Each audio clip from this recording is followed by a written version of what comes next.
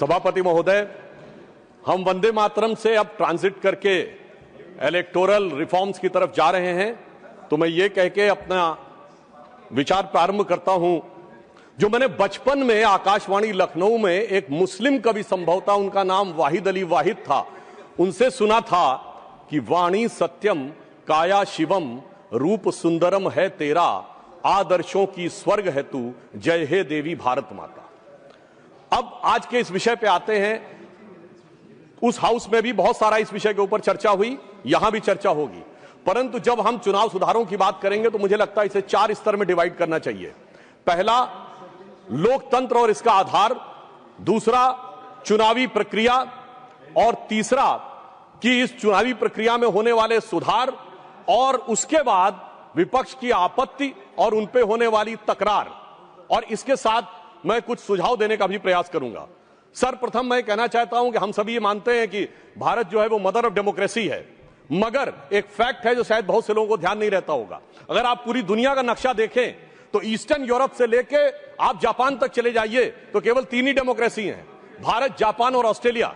और जापान एक constitutional monarchy है, Australia is practically an extension of Europe. तो इस पूरे पूर्वी गोलार्ध में यदि एकमेव absolute, vibrant and consistent democracy है तो वो सिर्फ भारत है।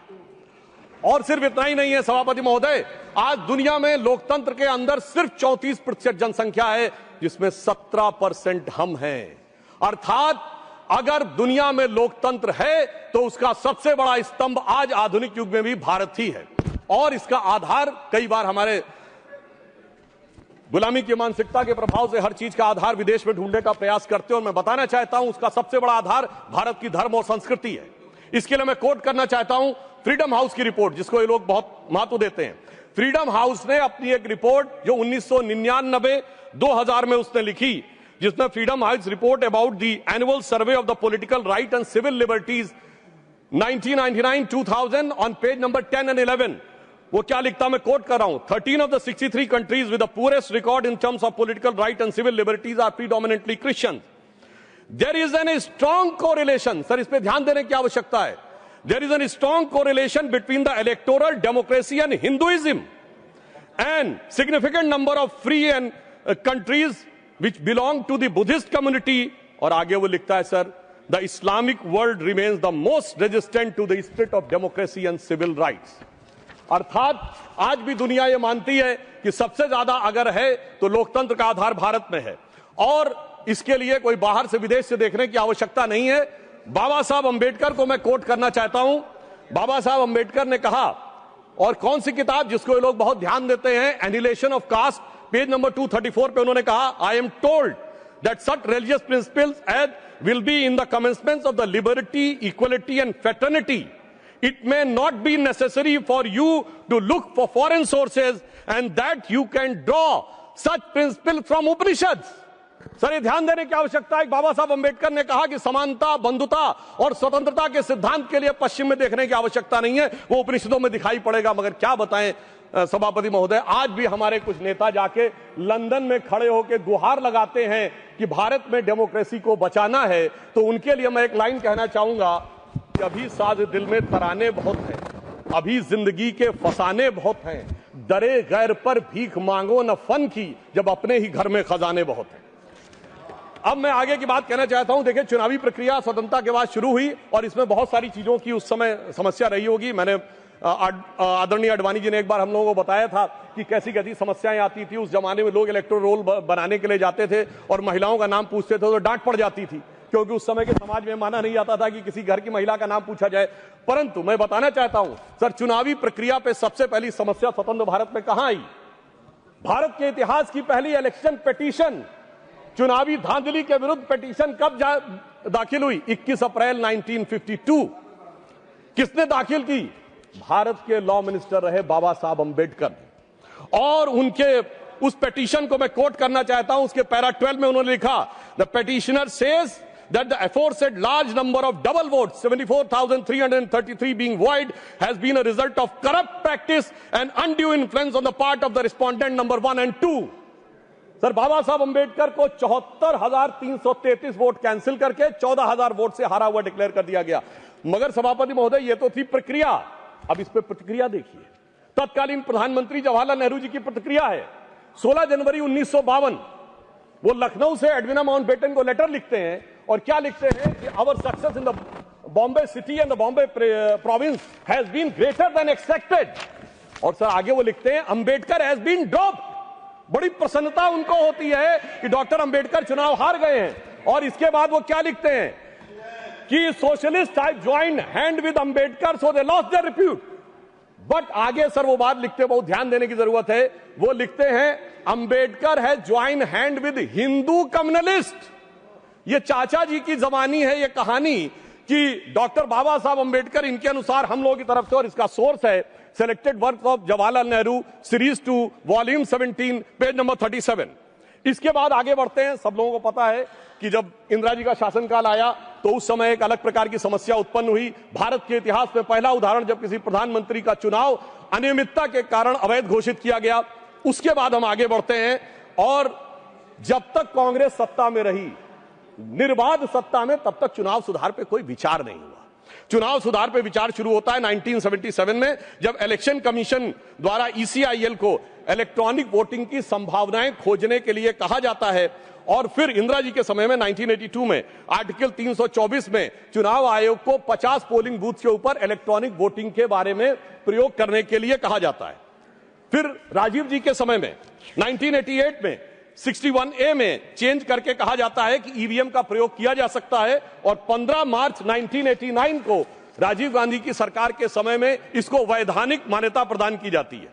मगर अब क्या बताएं सभापति महोदय, कांग्रेसियों के अनुसार कंप्यूटर क्रांति के जनक राजीव गांधी जी के परिवार के लोग अब कंप्यूटर एरा से क्वांटम एरा में आते आते पर्ची से चुनाव कराने के लिए जोर डालने लगे। और यह भी मैं बताना चाहता हूं कि पर्ची के बारे में बहुत सारी चर्चाएं होती थी, कैसे बूथ कैप्चरिंग और मतपेटियां लुटती थी, वो एक अलग विषय है। परंतु मैं यह भी कहना चाहता हूं कि देश की संसद में कई बार चुनाव सुधार के लिए बड़े विधेयक पारित हुए, पर मैं उदाहरण देना चाहता हूं कैसे हुए। एक बार इंदिरा जी का चुनाव गलत सिद्ध हुआ तो सर रेट्रोस्पेक्टिवली चुनाव को का सुधार कर दिया गया ताकि किसी भी अदालत का उस पर कोई प्रभाव न पड़े। फिर मैं याद दिलाना चाहता हूं सर, राजीव गांधी जी जब प्रधानमंत्री थे 1989 को उनका चुनाव हुआ अमेठी में, सर गोलियां चली, 21 लोगों पे FIR हुई। और उनके विरुद्ध कौन लड़ रहे थे? राजमोहन गांधी, महात्मा गांधी के पौत्र, और डॉक्टर संजय सिंह जो पूर्व केंद्रीय मंत्री थे, उनको इतनी गंभीर गोली लगी कि प्राणों का संकट उत्पन्न हो गया। और आरोप यह था कि प्रधानमंत्री जी के पक्ष में, और यह पुलिस की गोली नहीं थी, क्रॉस फायरिंग हो रही थी, जिसके बारे में उस समय कई अंतर्राष्ट्रीय मीडिया ने 26 नवंबर को लिखा कि भारत के 42 वर्ष के इतिहास में संभवतः यह सबसे हिंसक चुनावों में से एक। अब इसके बाद अब आइए साहब, इसके बाद हम आगे बढ़ते हैं तो वर्तमान UPA सरकार का दौर आता है। और उस समय बहुत से लोगों को यह तथ्य ध्यान नहीं होगा, वैसे तो नेहरू परिवार और बच्चन परिवार के बीच में बहुत मधुर संबंध थे, पर कभी कभी ज्यादा मिठास होने से डायबिटीज हो जाती है। तो वो दौर था 2006 में जया बच्चन जी की सदस्यता चली गई ऑफिस ऑफ प्रॉफिट के मुद्दे पे, क्योंकि उत्तर प्रदेश सरकार का एक पद था। अब सर यही आरोप लग गया और सोनिया गांधी जी जो उस समय नेशनल एडवाइजरी काउंसिल की चेयरमैन थी, उन पर भी ऑफिस ऑफ प्रॉफिट का विषय लग गया और इस कारण से उनकी सदस्यता भी चली गई। मगर सभापति महोदय, जो आज संविधान की दुहाई देने की बात करते हैं, सोनिया जी जब तक चुनाव दोबारा गईं, लड़के आईं, तब तक चुनाव में संशोधन करके ऑफिस ऑफ प्रॉफिट का नियम ही बदल दिया गया ताकि पीएम ने सुपर पीएम की पदवी को सुरक्षित कर दिया। अब मैं यह भी बताना चाहता हूं सर, उसके बाद वास्तविक अर्थों में चुनाव सुधार की शुरुआत तब हुई जब भारतीय जनता पार्टी शक्तिशाली हुई, 1990 का दशक, और ये देश की यूनिपोलर पॉलिटिक्स बाइपोलर हुई। वोटर आईडी कार्ड 1993 में आया, केंद्रीय सुरक्षा बलों की तैनाती 1996 में प्रारंभ हुई।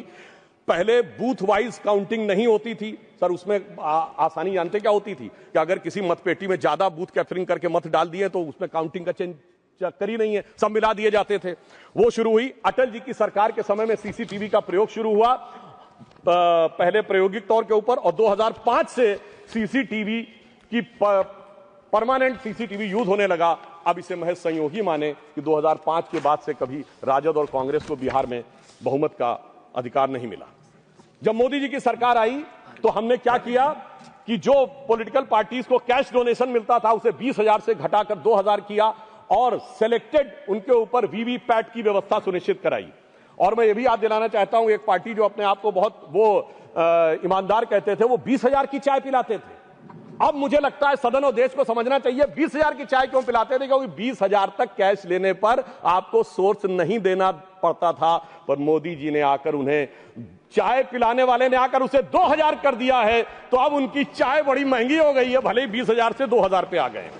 और इसलिए वो दौर था जिस जमाने में इलेक्टोरल बॉन्ड नहीं थे। आज इलेक्ट्रॉन बॉन्ड के लिए कहे जो भी कहें, आज न्यायालय ने चाहा तो पता तो लग गया। क्या 2014 से पहले जहाज नहीं उड़ते थे, खर्चे नहीं होते थे? आज न्यायालय चाहे भी तो उसको पता नहीं लगा सकता। कम से कम यह पारदर्शी व्यवस्था हमारी सरकार ने आके की।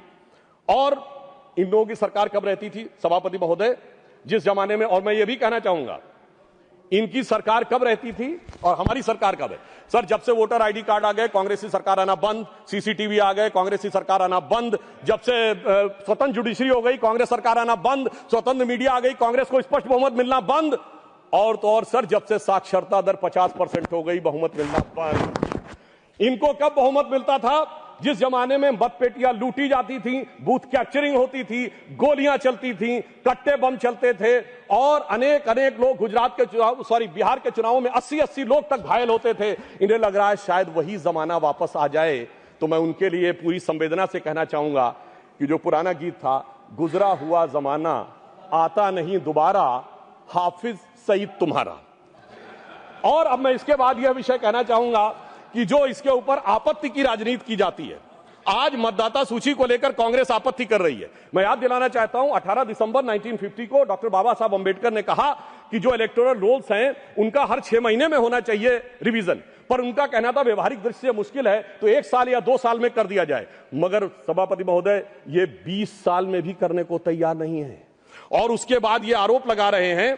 तो मैं इनसे पूछना चाहता हूं, अभी हमारे सम्मानित सदस्य कह रहे थे कि 45 दिन के बाद वो नहीं करते, उसका जवाब गृह मंत्री जी वहां पर दे चुके हैं। उन्होंने साफ साफ कहा 1991 में जो चेंजेस किए थे नरसिम्हा राव सरकार में, उसमें कोई भी एविडेंस, कोई भी पिटीशन 45 दिन तक ही हो सकती है। परंतु मैं पूछना चाहता हूं महोदय, बिहार के तो 45 दिन हुए, आज 45वां दिन है, क्यों नहीं अभी तक सीसीटीवी के लिए एप्लीकेशन दी है?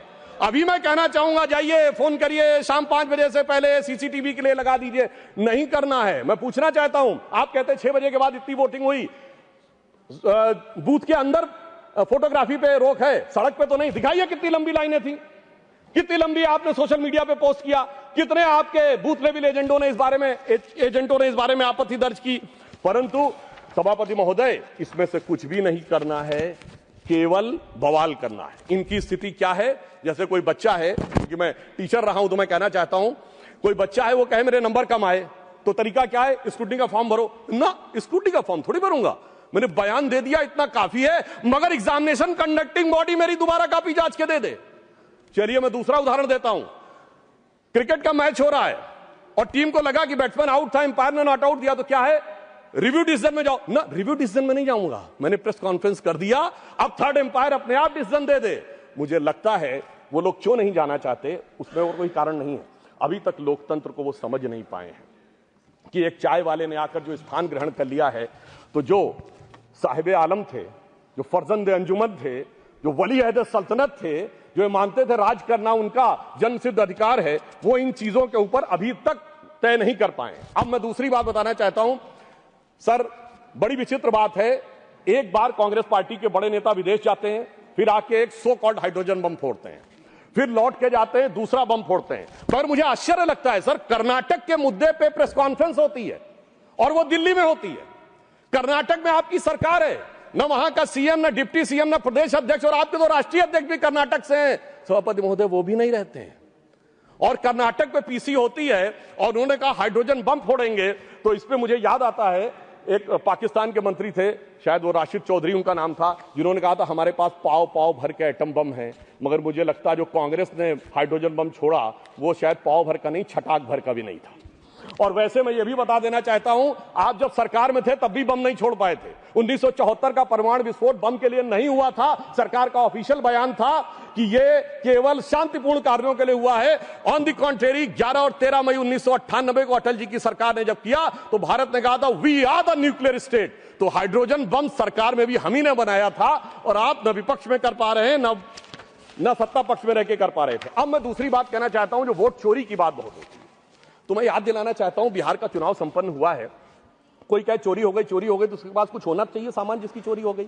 तो मैं आंकड़ा रखना चाहता हूं सदन के सामने, विगत 35 सालों से किस ढंग से कांग्रेस का वोट घट रहा है। 1990 में 71 सीटें जीती, 24% वोट, 103 पे जमानत जब्त। 1995 29 सीटें जीती, 16% वोट, 167 पे जमानत जब्त। सन 2000 में 23 सीटें जीती, 11% वोट, 231 पे जमानत जब्त। 2005 में पूरी सीटें लड़े नहीं, कुल लड़े 58, जिसमें जीते 9, 6% वोट। और 2010 में सर 4 सीटें जीते, 6% वोट पाया, 216 पे जमानत जब्त। भाई साहब मैं पूछना चाहता हूं आपके पास था क्या जो चोरी हो गया? इसीलिए मुझे एक चीज याद आती है, जो हमारे ग्रामीण क्षेत्रों में एक कहावत है कि जब वो चोरी की गुहार लगाते हैं तो फटक चंद गिरधारी, ना लुटिया ना थारी, और चौराहे पे चीख रहे हैं चोरी हो गई हमारी। अब मैं ये भी बताना चाहता हूं सर, एक बात और इससे अच्छी हो गई, जब इन्होंने मतदाता सूची पर आरोप लगाना शुरू किया है, इसका अर्थ ये हो गया सर ईवीएम के आरोप से विड्रॉ कर लिया है। क्योंकि ये तो कहते थे ईवीएम में गड़बड़ है, बटन दबाते हैं वोट भाजपा को पहुंच जाता है। यदि इनका आरोप सही माना जाए, मैं एक बात कह रहा हूं, यदि इनका आरोप सही माना जाए, अगर ईवीएम मैनेज थी तो किसी को वोटर रोल मैनेज करने की जरूरत क्या है? या तो वो सच था या ये सच है। हकीकत न वो सच था न ये सच है। इनके दिमागों में जैसे आज ईवीएम से पीछे हटे हैं, हकीकत में क्या है इनकी स्थिति सभापति महोदय ये है, ये कहावत होती है नाच न जाने आंगन टेढ़ा, मगर सर इन पे लागू नहीं होती है। ये कहते हैं आंगन ही नहीं टेढ़ा है, छत भी टेढ़ी है, दीवार भी टेढ़ी है, जमीन भी टेढ़ी है, छज्जा भी टेढ़ा है, खंभा भी टेढ़ा है, पर क्या करें टेढ़ा है पर मेरा है। सभापति महोदय वास्तविकता में इन्हें अपना दिमाग जो टेढ़ा हो गया है उसे सीधा करने की आवश्यकता है। और ऑन द लाइटर नोट मैं एक और बात कहना चाहूंगा, प्राचीन काल में अश्वमेध यज्ञ होता था, तो अश्वमेध यज्ञ का घोड़ा छोड़ा जाता था। मैं यहां कैवियट लगा कह दूं, मैं किसी के व्यक्तिगत अपमान के लिए नहीं, उपमान के लिए कह रहा हूं, ठीक, फॉर द सिमिली। सर वो जब छोड़ा जाता था तो जहां जाता था वहां विजय का मार्ग प्रशस्त कर देता था, पर इनके पास एक ऐसा अश्वमेध यज्ञ का घोड़ा है जो जहां जाता है पराजय का मार्ग प्रशस्त कर देता है।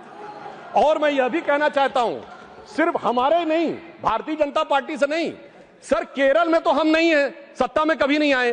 केरल में एक बार लेफ्ट फ्रंट आता था, एक बार यूडीएफ आता था, पर जब से ये वहां पहुंचे हैं ऐसा यज्ञ किया है कि इस बार एलडीएफ दोबारा आ गया। मैं पूछना चाहता हूं केरल में वोट चोरी किसने कर ली मेरे भाई बताओ? क्योंकि कारण क्या है कि जो इन बात को समझने के लिए तैयार नहीं रहते हैं, उसका एक कारण। दूसरा ये कहते हैं परसेंटेज ऑफ वोट हमारा बड़ा, देखिए नजदीक था फिर भी सीटें क्यों कम हो गई, उसका कारण है इनको वोट का वितरण देखना चाहिए। मैं उदाहरण देना चाहता हूं, हरियाणा में सबसे बड़ी जीत किस कॉन्स्टिट्यूएंसी में हुई? हुड्डा साहब नहीं जीते, फिरोजपुर जिरका में मम्मन खान 98,000 से जीते। झारखंड में सबसे बड़ी जीत कहां पे हुई? वहां पे पाकुड़ क्षेत्र में निशात आलम 86,000 से जीते। दिल्ली में आम आदमी पार्टी के मटिया महल में 42,700 से जीते आले मोहम्मद इकबाल। और लोकसभा चुनाव में सबसे बड़ी जीत असम की धुबरी सीट पर कांग्रेस के रकीबुल हसन 10,25,000 से जीते। तो मैं इनसे कहना चाहता हूं आपका वोट का वितरण समान नहीं है, कहीं कहीं ज्यादा गहरा है। जहां दिल का रिश्ता ज्यादा गहरा है वहां वोट ज्यादा गहरा है। जब आप उसको समझ पाएंगे तो ये वोट परसेंटेज के अंतर को आप भली भांति समझ सकते हैं। और मैं एक और बात कहना चाहता हूं कि जो लोग आज वोट का आरोप लगाते हैं सभापति महोदय, वो खुद का चुनाव कैसे कराते हैं? 6 सितंबर सन 2022 को खड़गे जी के अध्यक्ष का चुनाव हुआ, मीडिया में रिपोर्ट आई कि 22 कांग्रेस के नेताओं ने लिख के दिया कि भाई साहब वो जो मतदाता सूची है कांग्रेस के अंदरूनी चुनाव की वो तो बता दीजिए। और मतदाता सूची कांग्रेस ने अंदरूनी चुनाव की नहीं दिखाई। और वो लोग कह रहे हैं कि 28 पीसीसी हैं प्रदेश कांग्रेस कमेटियां, क्या सबके पास जा जाकर हमें वो लेनी पड़ेगी? मगर साहब जिन्होंने अपनी मतदाता सूची नहीं दिखाई, चुनाव आयोग को मतदाता सूची के लिए लिख नहीं रहे हैं और वो आकर हमें ज्ञान दे रहे हैं, इन्हीं के लिए कहा गया है खुद मियां फजीहत और दूसरों को नसीहत। और वैसे कांग्रेस में पूर्व में सीताराम केसरी जी किस ढंग से हटे ये सबको पता है। कांग्रेस के आंतरिक चुनाव में जब जब चुनाव हुआ तब तक कांग्रेस टूट जाती थी। मैंने बचपन में अटल जी का एक भाषण सुना था और वो उसमें उन्होंने कहा कांग्रेस के तो इतने टुकड़े हुए, Congress R, Congress S, Congress U, Congress O, Congress I, Congress U, Congress मैं, कांग्रेस तू, कांग्रेस आई, कांग्रेस गई। अब ये मैं बताना चाहता हूं, ये इकलौती पार्टी है जिसने महोदय राष्ट्रपति चुनाव में अपने अधिकृत उम्मीदवार को हरवा दिया।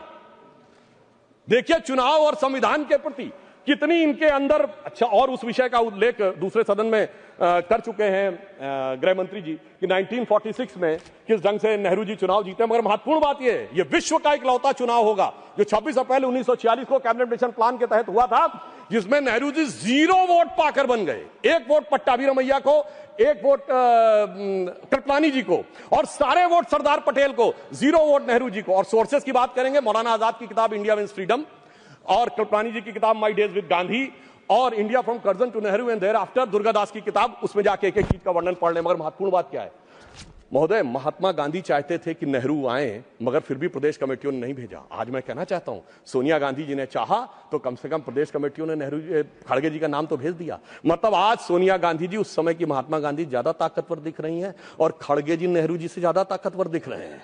कम से कम इस बात को इनको समझना चाहिए। और उससे पहले सभापति महोदय, आजादी से पहले के दौर में 1916 में इन्होंने सेपरेट इलेक्ट्रेट मान लिए मुस्लिम लीग के। और आज की जनरेशन को ना पता हो, सर पृथक निर्वाचन क्षेत्र जानते क्या होते थे? कोई रिजर्व कॉन्स्टिट्यूंसी नहीं थी, प्रत्याशी भी मुस्लिम होगा, वोट देने वाला भी मुस्लिम होगा। और उन कॉन्स्टिट्यूंसीज का नाम था मोहम्मडन कॉन्स्टिट्यूंसीज, और बाकी का जनरल नहीं, नॉन मोहम्मडन कॉन्स्टिट्यूंसी, जैसे देश मोहम्मडन का ही हो। इसलिए महोदय तब ये इन्होंने पृथक निर्वाचन क्षेत्र बनाए थे। अब ऐसा लग रहा है कि घुसपैठियों के लिए पृथक निर्वाचन क्षेत्र बनाने का प्रयास कर रहे हैं। अब जो एसआईआर के ऊपर इनको आपत्ति है, तो मैं सिर्फ एक फैक्ट रखना चाहता हूं, बिहार में सीमांचल से जुड़े तमाम जिलों के अंदर कुल आबादी से 125% आधार कार्ड है। उसके बाद इनको नहीं लगता कि उसकी जांच होनी चाहिए। यदि 5 महीने के अंदर 5-5 लाख लोग रेजिडेंसी के लिए अप्लाई कर रहे हैं और ज्यादातर के आधार कार्ड बंगाल के सीमावर्ती जिलों से बने हुए हैं, इन्हें नहीं लगता कि उसके ऊपर होना चाहिए। मैं याद दिलाना चाहता हूं, अगस्त 2005 में ममता बनर्जी जी, हाँ जी बिल्कुल, बिल्कुल साहब, ये सबको पता है, बिल्कुल ये रिकॉर्ड है, आप सुनिए और ऑथेंटिक बोल रहा हूं सभापति महोदय। अभी इनके लिए और समस्या होने वाली है। सर अगस्त 2005 में भारत की संसद में ममता बनर्जी जी ने भारत के इतिहास में सबसे अलग घटना की, जब स्पीकर के ऊपर फेंक दी थी फाइल। क्योंकि वो कह रही थी घुसपैठियों पे चर्चा नहीं कराई जा रही है। मगर आज ये लोग कैसे बदल गए, इसे देख के मुझे याद आता है सभापति जी कि देख तेरे संस्थान की हालत क्या हो गई, भगवान कितना बदल गया इंसान। अब मैं ये भी कहना चाहता हूं, मुझे ये समझ में नहीं आता है सभापति महोदय कि ये लोग गैर कानूनी चीजों के साथ क्यों खड़े होते हैं। जब एसआईआर आएगा ये कहेंगे वोटर आईडी नहीं दिखाएंगे। रिकॉर्ड पे जा रही है, प्लीज टेक योर सीट। अब सुनिए सर, जब सीए आएगा ये कहेंगे कागज नहीं दिखाएंगे। जब वक्फ बोर्ड आएगा तो ये कहेंगे कि साहब हम जमीन के कागज नहीं दिखाएंगे। मुझे समझ में नहीं आता है कि गैर कानूनी कामों वालों के साथ ये हमेशा खड़े हुए क्यों दिखाई पड़ते हैं। अब संवैधानिक संस्थाओं की बात आती है तो मैं याद दिलाना चाहता हूं, इस देश में चुनाव आयुक्तों की बात आती है तो अटल जी की सरकार एक वोट से गिरी थी। तब चुनाव आयुक्त कौन था? मनोहर सिंह गिल। तुरंत चुनाव क्यों नहीं कराया गया? अप्रैल 99 में सरकार गिरी थी, मई में हो जाने चाहिए थे चुनाव। 6 महीना पीछे क्यों ले जाए गए? ताकि एक वोट की सहानुभूति न मिले। और ये इस जनता का आशीर्वाद और भगवान की कृपा कि सितंबर अक्टूबर 99 में हम दोबारा चुन के आए। और पर्दाफाश हुआ जब वही चुनाव आयुक्त, देश के इतिहास के इकलौते चुनाव आयुक्त, जो जाकर दूसरी सरकार में मंत्री बन गए, और वो लोग आकर आज हमें कहने का प्रयास करते हैं कि मंत्री बने। संवैधानिक संस्थाओं की अगर दूसरी बात करें, सुधांशु जी, माननीय चेयरमैन ने कहा है किसी चुनाव आयुक्त पर कोई टिप्पणी न करें। ठीक, अगर ये आपको लगे तो मैं सिर्फ ये कह देना चाहता हूं, इसको विड्रॉ कर लीजिएगा। दूसरी बात महोदय, मगर इस देश में संवैधानिक संस्थाओं के साथ क्या हुआ मैं बताना चाहता हूं। सर्वोच्च न्यायालय में एक न्यायाधीश ऐसे भी बने जो पहले कांग्रेस के नेता रहे, चुनाव के प्रत्याशी रहे, और उसके बाद सर्वोच्च न्यायालय के न्यायाधीश बन गए, जस्टिस बेहरुल इस्लाम। सर संवैधानिक संस्थाओं के साथ क्या हुआ? इस देश में एक न्यायाधीश, मुख्य न्यायाधीश ऐसे ही बने जिन पे कानून की डिग्री नहीं थी, जस्टिस कैलाशनाथ वांचू। मुझे लगता है कि जिस ढंग के संवैधानिक संस्थाओं के साथ हुआ है, और मैं एक और बात कहना चाहता हूं, जो लोग कहते हैं चुनाव आयोग ठीक काम नहीं कर रहा वगैरह वगैरह, तो मैं कहना चाहता हूं जरा उत्तर से दक्षिण तक देखिए। चुनाव आयोग कश्मीर में अच्छा काम करता है, पंजाब में अच्छा काम करता है, हिमाचल में अच्छा काम करता है, सर हरियाणा में गड़बड़ कर देता है, फिर उत्तराखंड में गड़बड़ कर देता है, राजस्थान में सर 2018 में सही काम करता है, 2023 में गड़बड़ कर देता है, फिर यूपी गड़बड़ करता है, बिहार गड़बड़ करता है, झारखंड ठीक कर देता है। क्या बताएं, मध्य प्रदेश में पहले तो अच्छा किया था, इस बार गड़बड़ कर देता है। छत्तीसगढ़ 18 में ठीक किया था, 23 में गड़बड़ कर देता है। गुजरात तो गड़बड़ करता है, बंगाल बहुत अच्छा कर देता है, फिर तेलंगाना अच्छा करता है सर, फिर तमिलनाडु अच्छा करता है, फिर कर्नाटक अच्छा करता है, केरल अच्छा करता है, असम में गड़बड़ कर देता है। मुझे लगता है कि देश की जनता को मूर्ख समझने का प्रयास नहीं करना चाहिए, ऊपर से अपनी सुविधा के अनुसार जो आप चयन करने का प्रयास करते हैं वो नहीं करना चाहिए। और मैं ये भी बताना चाहता हूं कि इन लोगों की जहां तक बात है, संवैधानिक संस्थाओं में किसका अपमान नहीं हुआ। राष्ट्रपति की ताकत इनके दौर में घटाई गई, कमिटेड जुडिशरी की बात इनके दौर में हुई, और तो और सर प्रधानमंत्री के ऊपर सुपर पीएम इनके जमाने में आके बैठा। भारत के इतिहास में इकलौता उदाहरण, जब दर्जा प्राप्त कैबिनेट मंत्री का दर्जा प्रधानमंत्री से राजनीतिक रूप से ऊपर था और विदेश से आने वाले लोग उनसे मिला करते थे, नेशनल एडवाइजरी काउंसिल का चेयरमैन, तो वो लोग आकर जब कैबिनेट का पर्चा फाड़ा गया वो तो एक अलग बात थी। अब मैं बताना चाहता हूं एक विषय और, कि विषय सिर्फ यहां एसआईआर नहीं है, विषय चुनाव आयोग नहीं है। देश की हर व्यवस्था के बारे में दुष्प्रचार करना है। इन्होंने रफाल के बारे में दुष्प्रचार किया। इन्होंने जाकर उस समय कहा, 20 जुलाई 2018 को लोकसभा में आके कहा कि फ्रांस के राष्ट्रपति से बात हुई और उन्होंने रफाल के लेकर आपत्ति दर्ज की। शाम तक फ्रांस की सरकार का खंडन आ गया। 2019 में इसी मुद्दे के ऊपर चौकीदार चोर कहने पे सर्वोच्च न्यायालय से माफी मांगनी पड़ी।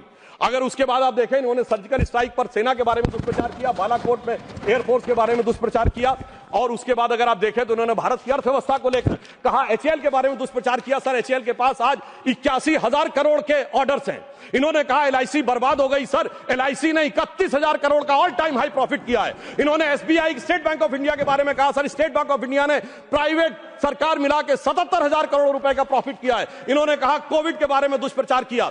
उसके बाद इन्होंने राम मंदिर के मुहूर्त के बारे में किया। अर्थात मैं ये कहना चाहता हूं, इनका उद्देश्य कोई ना कोई बहाना ढूंढकर सरकार के विरुद्ध बिना बात के प्रचार करते रहना है।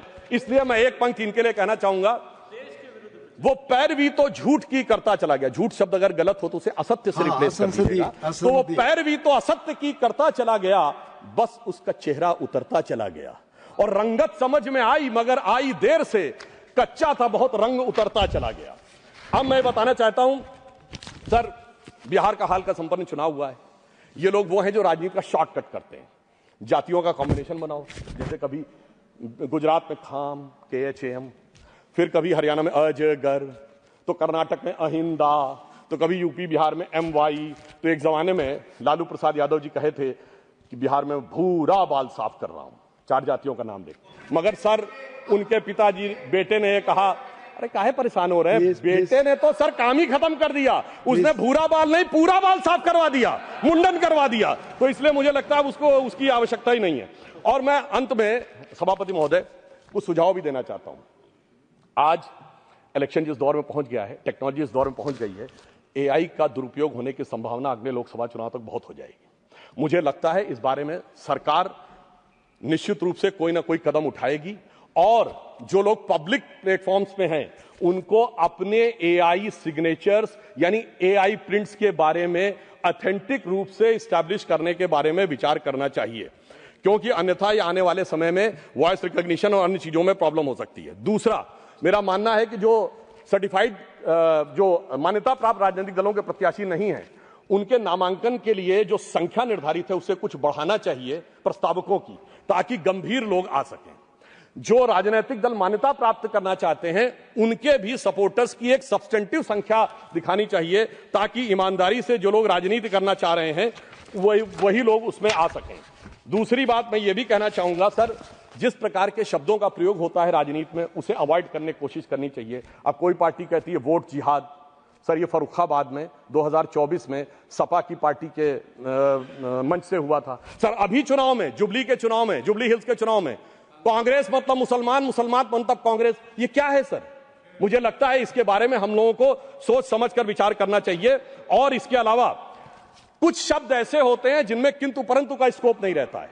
जैसे उदाहरण के लिए, अगर कोई ये कह रहा है कि मोदी जी की बोटी बोटी काट डालूंगा, और इसी बिहार के चुनाव में मोदी जी की माता जी को गाली दी गई। गालियों का अब शब्दकोश भी अवेलेबल है। कम से कम चुनाव सुधारों में अब इन चीजों से हम सबको दलगत भावना से ऊपर उठकर आना चाहिए, अन्यथा वो अराजकता की तरफ, भाषा की अराजकता से समाज में अराजकता की तरफ जा सकते हैं। और मैं एक और बात कहना चाहता हूं सर, जिस ढंग के चुनावी वादे किए जा रहे हैं, कोई कह रहा हर घर को सरकारी नौकरी दे देंगे, और 2024 में सर कांग्रेस ने कहा 8,500 खटाखट खटाखट खटाखट।